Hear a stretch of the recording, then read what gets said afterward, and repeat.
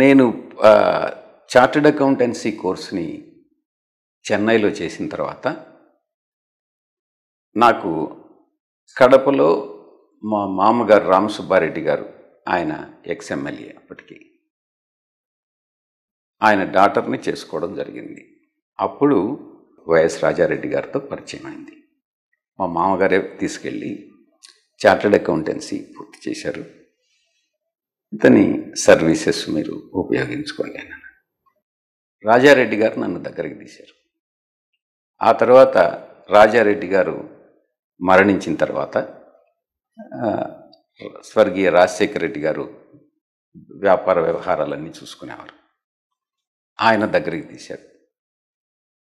రాజశేఖర రెడ్డి గారు PCC president అయిన తర్వాత శ్రీ జగన్మోహన్ రెడ్డి గారు వ్యాపార లావాదేవీలన్నీ చూసుకునేవారు. అప్పుడు జగన్మోహన్ రెడ్డి గారికి దగ్గరయ్యాను.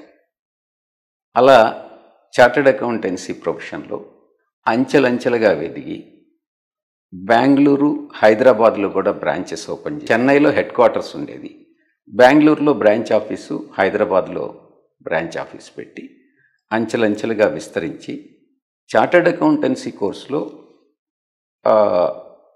అటు ఇన్కమ్ ట్యాక్స్ డిపార్ట్మెంట్లో కానీ, ఇన్కమ్ ట్యాక్స్ అప్పిలేట్ ట్రైబ్యునల్లో కానీ కేసెస్ అన్నీ కూడా చూసేవాడిని. మంచి ప్రాక్టీస్ ఉండేది.